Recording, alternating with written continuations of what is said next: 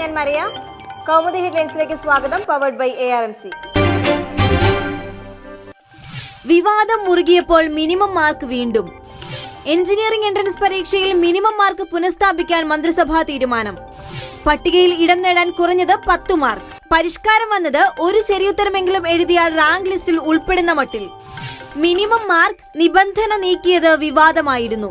സ്വാശ്രയ engineering college മാനേജ്മെന്റിനെ സഹായിക്കാനെന്ന് വിവാദം.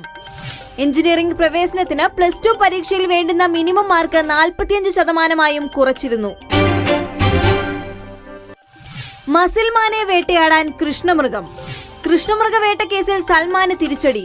സൂപ്പർ സ്റ്റാറിന്റെ ശിക്ഷ റദ്ദാക്കിയ രാജസ്ഥാൻ ഹൈക്കോടതി വിധിക്ക് സുപ്രീം കോടതി സ്റ്റേ. കേസിൽ വിചാരണ കോടതി 1998 വിധിച്ചത് 5 വർഷത്തെ തടവ്. ശിക്ഷ റദ്ദാക്കിയ നടപടി പുനഃപരിശോധിക്കണമെന്നും സുപ്രീം കോടതി.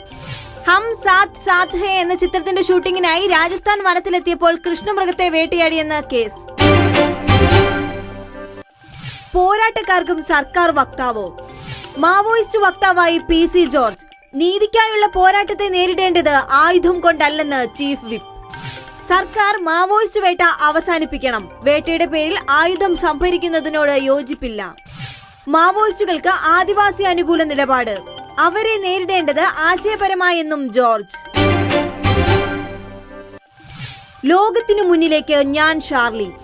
ഭീകരതയ്ക്കെതിരെ അതിജീവനത്തിന്റെ അക്ഷരവീര്യവുമായി പാരീസിൽ ഷാർലി എബ്ദോ വാരികയുടെ പുതിയ ലക്കം ഇന്ന്. ലോകമെങ്ങും വാരികയ്ക്കായി കാത്തിരിപ്പ്.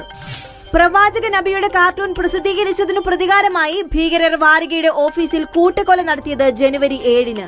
മുഖ്യ പത്രാധിപർ ഉൾപ്പെടെ മരിച്ചത് 10 മാധ്യമ പ്രവർത്തകർ. ഞാൻ ഷാർലി എന്ന പ്ലക്കാർഡുമായി നബിയുടെ കാർട്ടൂൺ പുതിയ ലക്കത്തിനു മുഖചിത്രം. ഇന്ന് പ്രസിദ്ധീകരിക്കുന്നത് 30 ലക്ഷം കോപ്പികൾ. Kaumudi headlines powered by ARMC സമാപിക്കുന്നു. അടുത്ത ഹെഡ്ലൈൻസ് 1 മണിക്കൂറിന് ശേഷം. നമസ്കാരം.